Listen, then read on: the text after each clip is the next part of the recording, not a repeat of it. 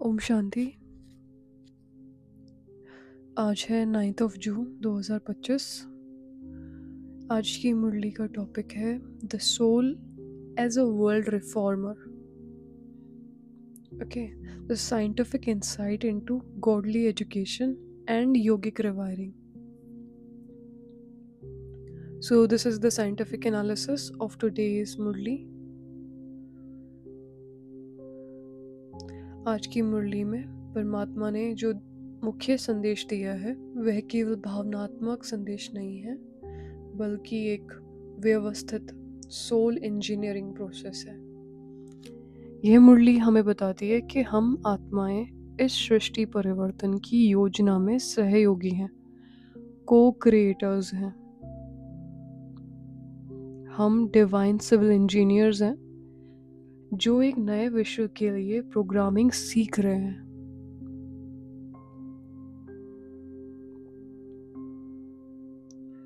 So who we are? We are the co-creators, divine civil engineers. So let's start this with the question that कि परमात्मा क्या पढ़ाते हैं? Why does God teach? And what's the scientific logic? बाबा कहते हैं, मैं बच्चों को स्वर्ग का प्रिंस बनाने के लिए पढ़ाता हूँ। क्या बनाने के लिए? स्वर्ग का प्रिंस बनाने के लिए। इसे साइंटिफिकली अगर देखें तो हर मनुष्य में एक डिफ़ॉल्ट माइंडसेट लूप होता है, जिसे न्यूरोसाइंस में कॉग्निटिव पैटर्न्स कहा जाता है। जब हम जन्म जन्मांतर की भक्ति और देहाभिमान में रहते हैं तो ये loop limitation, fear, body identity से भरा होता है, राइट? और डिवाइन टीचिंग्स क्या होती है? New neuro programming. बाबा के महावाक्य पुराने सर्किट्स को तोड़ते हैं और नए सोल बेस्ड आइडेंटिटी सर्किट्स बनाते हैं। जैसे एक आर्किटेक्ट ब्लूप्रिंट तैयार करता है, वैसे ये मुरली डेली एक सोल रीवायरिंग मैनुअल है। इसीलिए डेली मुरली चलती है, इसीलिए डेली ब्रेन में हर रोज एक फिक्स टाइम पे प्रोग्रामिंग होती है। जैसे टाइम फिक्स्ड है ना कि सुबह 7 बजे, तो ब्रेन उसी अनुसार सेट हो जाता है कि अगले दिन के 7 बजे फिर से एक रिवायरिंग शुरू होगी मुरली के द्वारा, और उससे आत्मा एक समय के बाद रीसेट हो जाती है, राइट? वो चीज़ें सबकॉन्शियस माइंड में चली जाती है, नए न्यूरल पैटर्न्स बन जाते हैं ऑटोमेटिकली। लेकिन वो थोड़े और स्पीड से बन सकते हैं अगर हम उन मुरली के पॉइंट्स को दिन में भी याद रखें, थोड़ा उसके बारे में सोचते रहे, थोड़ा उन्हें पढ़ते रहे, या उसमें दी गई प्रैक्टिसेस को मुरली सुनने के बाद भी कंटिन्यू करें। एक होता है सुबह उठ के सिर्फ मुरली सुनना, राइट? ये हमारा नियम है। क्लास में जाके हम डेली मुरली सुन लेते हैं, एंड इन केस क्लास में नहीं जा रहे तो हम किसी भी ऑनलाइन प्लेटफॉर्म के थ्रू मुरली सुन लेते हैं, ओके? बट अगर वो मुरली सुन के हमने दिन भर में उसके बारे में सोचा नहीं, उसके अंदर दिए गए पॉइंट्स को एनालाइज नहीं किया, या दी गई प्रैक्टिसेस को दिन भर में रिपीट नहीं किया, तो ये जो रीवायरिंग है इसे होने में टाइम लगता है। क्योंकि यहाँ हम कोई वर्कआउट नहीं कर रहे, बस भगवान आके अपनी तरफ से मुरली चला के जा रहे हैं, ओके? समय के साथ वो चेंज आएगा, कभी आएगा। But if we are giving attention कि नहीं, बाबा ने तो मुरली चला दी, now what is my homework, तो दिन भर में मुझे वो प्रैक्टिसेस करनी है ना? और अगर हम वो प्रैक्टिसेस कर रहे हैं कोई भी अपना होमवर्क निकाल करके, तब हम जल्दी उस डिवाइन स्टेज को एक्सपीरियंस कर सकते हैं, जो कि हम बिना प्रैक्टिस किए नहीं कर सकते। इसीलिए हमें कई बार ऐसा होता है कि बहुत समय से हम ज्ञान में चल रहे हैं बट हमारे अंदर कोई चेंजेस नहीं है, because we just take it like a dincharya. सुबह मुरली सुननी है, शाम को योग में बैठना है, बस दिन भर में हम उस बारे में कुछ नहीं वर्कआउट करते। और चलो सेवा भी कर लेते हैं कि सेंटर की सेवा करनी है। सेवा करते टाइम भी बुद्धि में कुछ प्रैक्टिसेस चलते रहनी चाहिए। दैट इज पुरुषार्थ, है ना? उसे पुरुषार्थ कहा जाता है। आपका माइंड कॉन्टिन्यूसली कुछ प्रैक्टिसेस में होना चाहिए।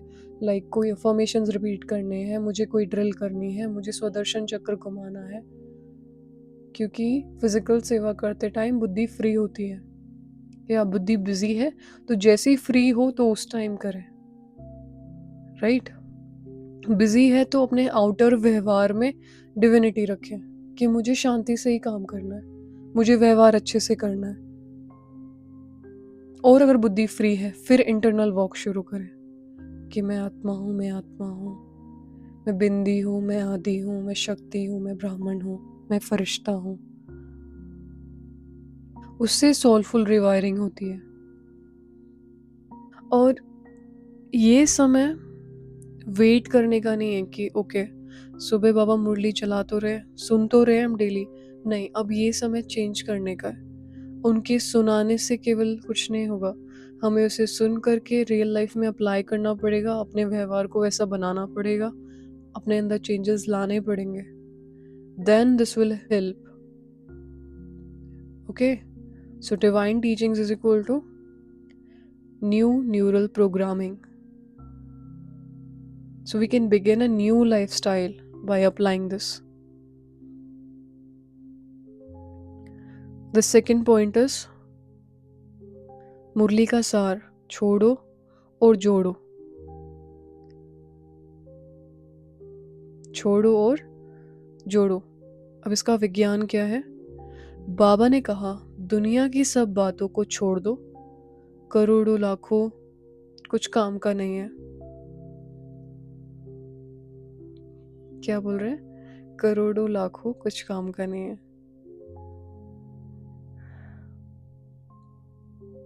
और ये बात ना बहुत ज़्यादा एक्सपीरियंस लोगों को ही पता होती है।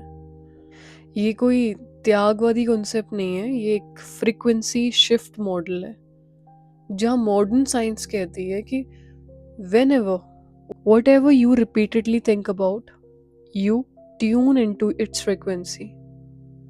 इसका अर्थ क्या है? जब हम पैसा, रिश्तों या स्थिति की चिंता करते हैं तो हम लो वाइब्रेशनल ब्रेन विड्थ में ऑपरेट करते हैं, है ना? लेकिन जब हम स्वर्ग का प्रिंस बनने की भावना में आते हैं तो हमारी internal frequency 8 to 13 hertz alpha brain waves में आ जाती है, और यही है योग की एक्चुअल स्टेज।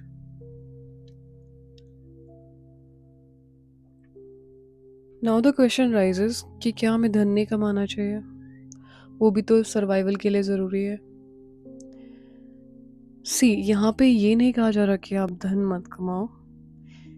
यहाँ बात की जा रही है कि धन कमा करके उसके अंदर बुद्धि नहीं लगाओ। Okay, make money but don't make your mind busy in that money, because money can't give you peace. Money can't increase the frequency of your thoughts. Earn money, save money, पर अपनी बुद्धि उसके अंदर नहीं फंसाओ। बाबा कहते हैं ये लाखों करोड़ों किसी काम के नहीं होंगे, अभी भी नहीं है, क्योंकि ये शांति परचेज नहीं कर सकते। एक्चुअल शांति होती है मेडिटेशन से, इस फीलिंग से कि हम स्वर्ग में जाके प्रिंस बनने वाले हैं। ये केवल एक कहने वाली बात नहीं है कि हम स्वर्ग के प्रिंस बनने वाले हैं या हम स्वर्ग की प्रिंसेस बनने वाले हैं। This is practically possible. यहाँ पे आपको निश्चय चाहिए कि yes, my country was heaven, and yes our ancestors were deities, and as time is cyclic, So that deity world is going to come again. All I have to work, and I am going to be a part of that world. And only God can establish that world. ये बात तो सही है ना?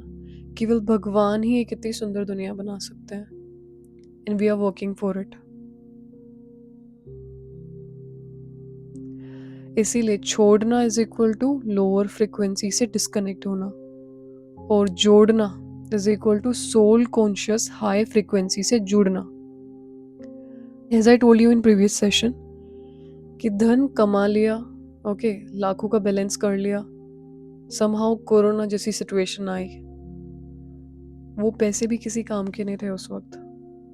Okay, उस वक्त हमें बचाने के लिए क्या चीज़ें थी ज़रूरी, कि हमने ब्लेसिंग्स कितनी अर्न की हुई है, उस बिहाफ पे हम सेफ थे. ओके, दुआएं हमेशा काम आती हैं. हम हेल्थ इंश्योरेंस करवाते हैं कि आज मैं अपने सैलरी में से कुछ पोर्शन उठा करके हेल्थ इंश्योरेंस करवाऊं. हम वो पैसे सेव करने से पहले क्या सोच रहे हैं कि इन केस मैं कभी फ्यूचर में बीमार पड़ा या मेरे फैमिली में कोई बीमार पड़ा तो ये पैसे काम आएंगे. डेफिनेटली जिस फ्रिक्वेंसी से आपने वो पैसे सेव किए वो उसी चीज़ में काम आएंगे. प्रैक्टिकली सोचना बहुत सही है, ठीक है, लेकिन हमें पर्सनली ये भी लगता है कि हम उस पैसे को ब्लेसिंग्स में क्यों नहीं कन्वर्ट करते हैं, ताकि वो दुआएं आपको आगे चल के सुरक्षित रखें. एक्चुअली ये हमारे इंडियन कल्चर में सिखाया जाता था कि दुआएं जमा करो, धन मत जमा करो, दुआएं साथ जाएंगी, और उस दुआओं की वजह से धन भी ज़्यादा से ज़्यादा कमा पाओगे. लेकिन हम अभी जो कल्चर फॉलो कर रहे हैं वो इंडियन कल्चर नहीं है. फाइन, तो छोड़ना क्या है? Low frequency. कोई भी ऐसी चीज़ लेके मैनिफेस्ट मत करो. कोई भी पैसा उस लिए सेव नहीं करो कि मुझे फ्यूचर में जाके उस प्रॉब्लम में काम आएगा. वो जब आप थॉट ही वैसे क्रिएट करोगे तो वो प्रॉब्लम भी आएगी और वो पैसा वाकई उसी प्रॉब्लम में ही काम आएगा. सेविंग्स करो बट नेगेटिव सोच के नहीं करो. द नेक्स्ट पॉइंट इज विश्व शांति का विज्ञान, the role of thought vibrations.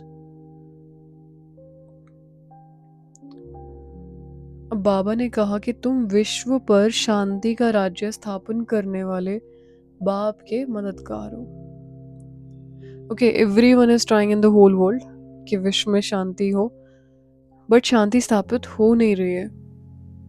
तो आज क्वांटम फिजिक्स भी मानता है कि thought is not just a by product of brain, it's a wave that interacts with the field.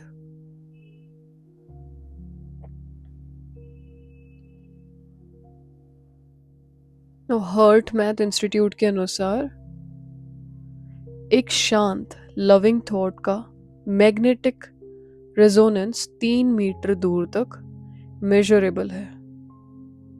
अगर हजारों आत्माएं कलेक्टिव योगिक फ्रिक्वेंसी में जाती हैं तो वह पूरे वातावरण में कोहेरेंस, संतुलन उत्पन्न करती हैं.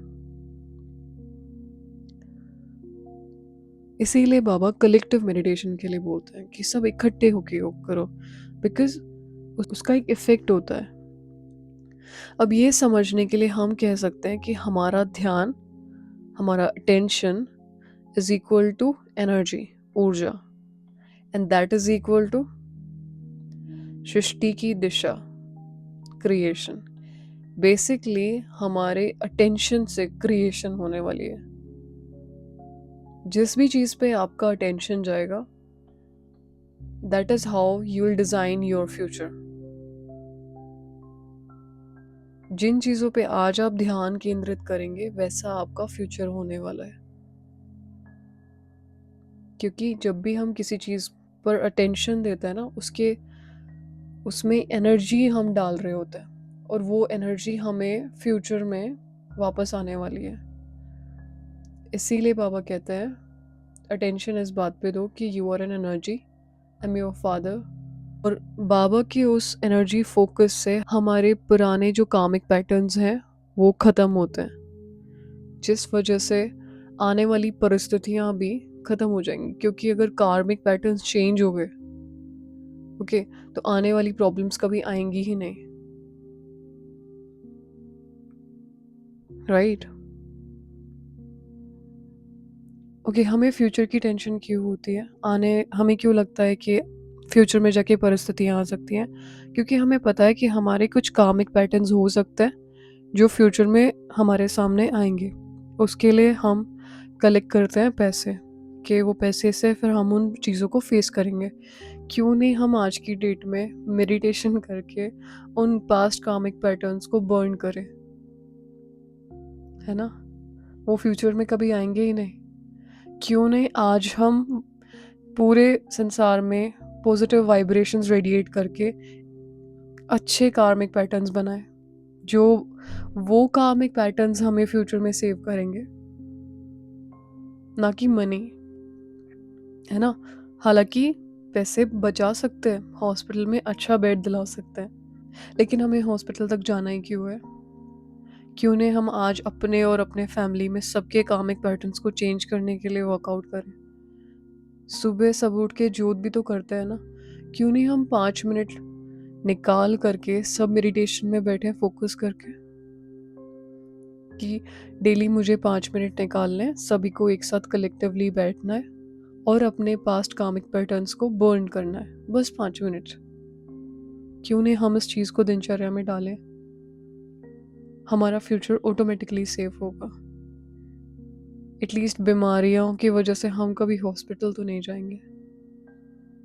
सो we can make this a part of our daily life, and this small change will bring a huge change in our life. Okay, this was the part of Indian culture also. सब सुबह संगठित होकर के बैठा करते थे, जैसे ज्योत भक्ति मार्ग में भक्ति में बैठते थे। अभी अगर हमें ज्ञान है तो हम योग में बैठे, सिंपल, है ना? तो जहाँ ध्यान जाएगा वहाँ ऊर्जा जाएगी, और जहाँ ऊर्जा जाएगी वहाँ क्रिएशन होगी। तो ध्यान भी अच्छी चीज़ों पर लगाएं ताकि आपका भविष्य अच्छा हो, फ्यूचर की क्रिएशन अच्छी हो। और जब संगठित होकर के सब विश्व शांति के लिए ध्यान लगाएंगे, तब जाके सृष्टि को एक अलग दिशा मिलेगी, है ना? ध्यान इज इक्वल टू अटेंशन ही तो होता है। मेडिटेशन जब हम कर रहे हैं तब हम अपने थॉट्स को अटेंशन में लेके आ रहे हैं, कि नहीं, कुछ भी नहीं सोचना है, जो डायरेक्शन दी जाए वो सोचना है। उसे अटेंशन ऑफ थॉट्स कहा जाता है। बस इट्स दैट इजी, कि आपको अपने थॉट्स पे अटेंशन देना है कि मुझे इसे किस दिशा में चलाना है। उसी को कहते हैं याद की यात्रा, कि आपके थॉट्स एक दिशा के अंदर चलते हैं, कहीं पे भी कुछ भी नहीं सोच रहे हैं। Okay, the next point is memory rewiring और स्वदर्शन चक्र। अब बाबा ने कहा तुम्हारी बुद्धि में 5,000 वर्षों की पूरी स्टोरी घूम रही है, और इसी को कहते हैं स्वदर्शन चक्र, स्वयं का दर्शन करना। इस बात को समझने के लिए मॉडर्न साइकोलॉजी की एक थ्योरी है, ऑटोबायोग्राफिकल मेमोरी रिट्राइवल। यानी हम पास्ट का पुनः स्मरण करते हैं तो ब्रेन एक कॉग्निटिव नरेटिव बनाता है। यह हमारी आइडेंटिटी है और कॉन्फिडेंस को रीसेट करता है। लाइक हमें जब तक इंडियन हिस्ट्री का पता नहीं था, तब तक वी ऑलवेज थिंक कि हम हमेशा से ऐसे ही थे, गरीब देश था हमारा हमेशा से। हड़प्पा सिविलाइजेशन का जब पता चला और वहाँ से जैसी चीज़ें निकली, उस समय पता चला कि India was the most developed country at some time, और ये बहुत पहले की बात है। इंडियन सिविलाइजेशन सबसे पुरानी सिविलाइजेशन है। तो उसके बाद हमारी आइडेंटिटी शिफ्ट हुई, राइट? कि नहीं, हम ऐसे नहीं हैं, हम हमेशा से इतने गरीब नहीं थे। India was a golden sparrow, ये हमें पहले नहीं पता था। 19th सेंचुरी में ये चीज़ें सर्च हुई आई थिंक 1916 में शुरू हुई थी। सो जब हम खुद के बारे में हमें कुछ पता चलता है ना, उससे हमारी आइडेंटिटी चेंज होती है। हमारा ब्रेन एक आइडेंटिटी शिफ्ट करता है और उससे हमारा कॉन्फिडेंस भी रीसेट होता है। अब हमें पता चला, बाबा सीधा आते ही बताते हैं, यू वर डेटीज, तुम ही खुद देवता थे। किसकी पूजा कर रहे हो तुम लोग? जिनको तुम पूज रहे हो वो तुम खुद ही हो। अब जिन लोगों ने इस बात पे भरोसा किया या जिन्हें वो बात सुनते ही अंदर उतर गई, उनका कॉन्फिडेंस शिफ्ट हो गया। सब छोड़ करके आ गए कि यस वी वर डेटीज, है ना। ऐसे ही नहीं छोड़ के आए ना, उन्हें कुछ तो एक्सपीरियंस हुआ होगा। सो जब हम खुद के बारे में ये सब चीज़ें सोचते हैं ना कि who I was and who I am now, what is actually me, all this brings a confidence in you, and that confidence is helpful in every field. हम चाहे काम कर रहे हैं संसार में, चाहे हम कोई जॉब कर रहे हैं, चाहे हम पेरेंट हैं, हर चीज़ में ये कॉन्फिडेंस काम करता है। ओके, सो हम ब्राह्मण्स में से कहा जाता है कि मैं आत्मा हूँ जिसने देवता से लेकर आज तक का सारा चक्र देखा है। अब ये बात हर कोई नहीं कह सकता, राइट? केवल हम ब्राह्मण्स कह सकते हैं, क्योंकि सबके इतने बर्ड्स ही नहीं थे, पहली बात। तो ये स्मृति ईगो नहीं है, लेकिन अवेयरनेस है। इससे कंफ्यूजन क्लैरिटी में कन्वर्ट हो जाता है। दिमाग को एक क्लैरिटी मिल जाती है कि okay, what I was, what I am and what I will be, what is actually me. उसे कहते हैं स्वयं का दर्शन, स्वदर्शन चक्र। द नेक्स्ट पॉइंट इज अमृत वेला, अमृत वेला walk and neural cleansing. Baba का स्पष्ट डायरेक्शन है, सवेरे सवेरे उठकर बाबा को याद करते हुए टहलो। क्या करना है? सवेरे सवेरे उठकर बाबा को याद करते हुए वॉकिंग करनी है। नाउ अर्ली मॉर्निंग 4 से 6 में ब्रेन अल्फा थीटा स्टेट में होता है। यही ध्यान की श्रेष्ठ अवस्था है। Morning walk during meditation is equal to combination of oxygen, memory reinforcement plus emotional regulation. इसीलिए बाबा की मॉर्निंग में 1 घंटे याद का फायदा होता है इमोशनल डिटॉक्स, कर्मा रिवर्सल और न्यूरल सिंक्रोनाइजेशन। और अगर वैज्ञानिक फॉर्मूला में से कहें तो remembrance, motion, silence is equal to soul healing. क्या? Remembrance, motion and silence. हम सब करते हैं अमृत वेला बैठ के याद, राइट? कि हमें 4 बजे उठ के बैठ जाना है। कभी कभी हम सेम बिस्तर में बैठ जाते हैं, अमृत वेला उठ तो जाते हैं, लेकिन अमृत वेला होता नहीं है, मेडिटेशन होता नहीं है, योग लगता नहीं है। अगर काफ़ी लंबे समय से हम अमृत वेला उठ रहे हैं और हमारा अमृत वेला कभी भी मिस नहीं हो रहा, फिर भी हमारे अंदर डिवाइन चेंजेस नहीं आ रहे, सो मतलब हमारे योग में कुछ ना कुछ तो गड़बड़ है। सो राजयोग एक ऐसी चीज़ है जो बैठ के करने के लिए नहीं है। ये बात हमें समझनी चाहिए। या हम बैठ के कर रहे हैं, उसमें कोई प्रॉब्लम भी नहीं है, लेकिन बाबा ने राजयोग सिखाया चलते फिरते करने के लिए। ओके, सो वॉकिंग मेडिटेशन करने से क्या फ़ायदा है? पहला, एक तो नींद नहीं आती बिल्कुल भी। एक थॉट प्रोसेस इम्प्रूव हो जाता है जब हम वॉक कर रहे होते हैं। ब्रेन को ज़्यादा से ज़्यादा ऑक्सीजन मिल रही होती है, ब्रेन भी हील होता है, एंड उसके साथ अगर आप अच्छे थॉट्स क्रिएट कर रहे हैं तो वो इजीली रेडिएट होते हैं आसपास। तो हम डेली दिनचर्या में इसे डालें कि सुबह-सुबह मौन धारण करें, बाबा की याद में रहें और वॉकिंग भी करते रहें।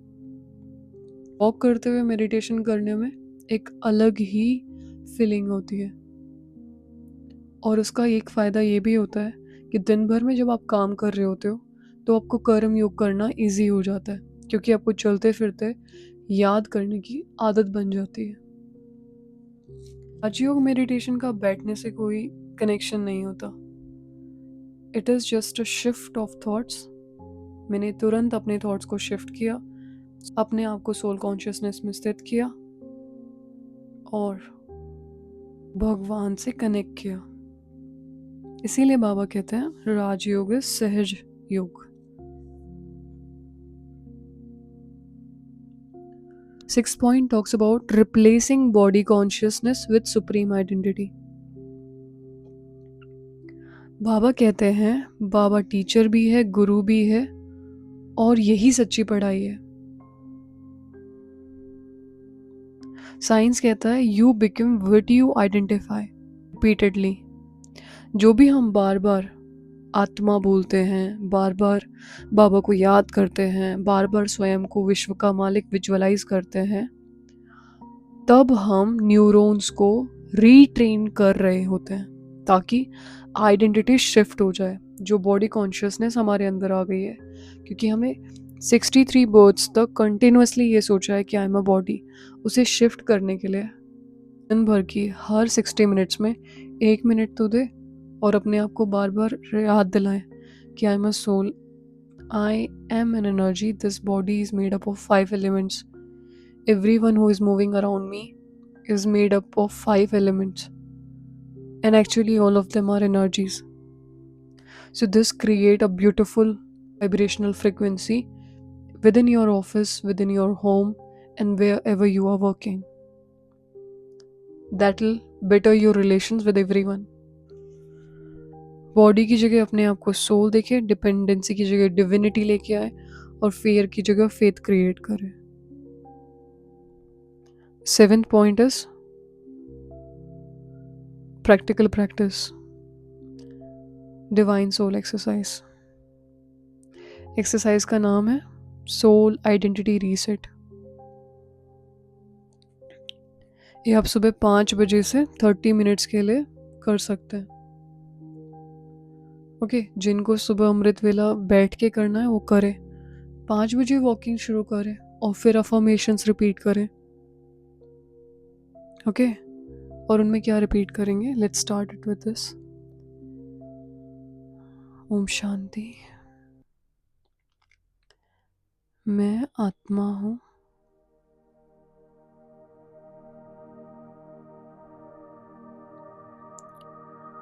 बाबा मेरे साथी हैं।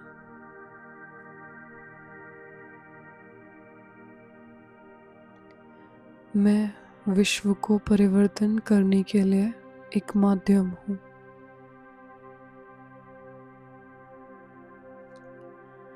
विजुअलाइज करें, I the soul is the prince of haven.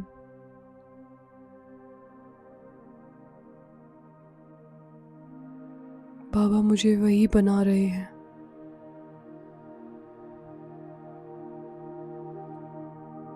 मुझे आत्मा में देवताओं जैसे गुण भरते जा रहे हैं।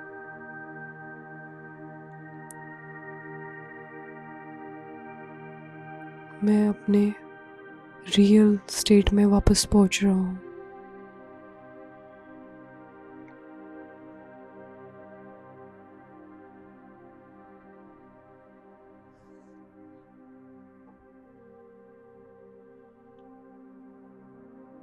ओम शांति।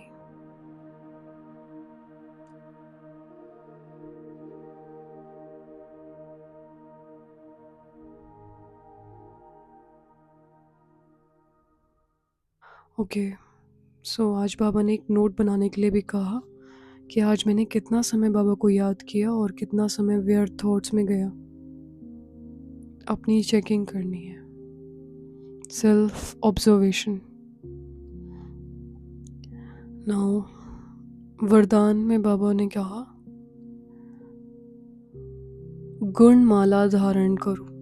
क्या धारण करो? गुण माला धारण करो। यही सच्ची फ्रीक्वेंसी अलाइनमेंट होती है। साइंस कहता है कि ग्रेटिट्यूड और वर्च्यू बेस्ड फोकस इंक्रीज करता है सेरोटोनिन और oxytocin level, which increases soul power.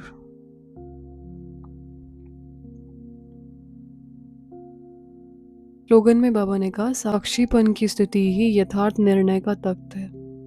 यानी detached awareness higher decision clarity और इमोशन बायस हटाता है और इनर विजडम को जगाता है।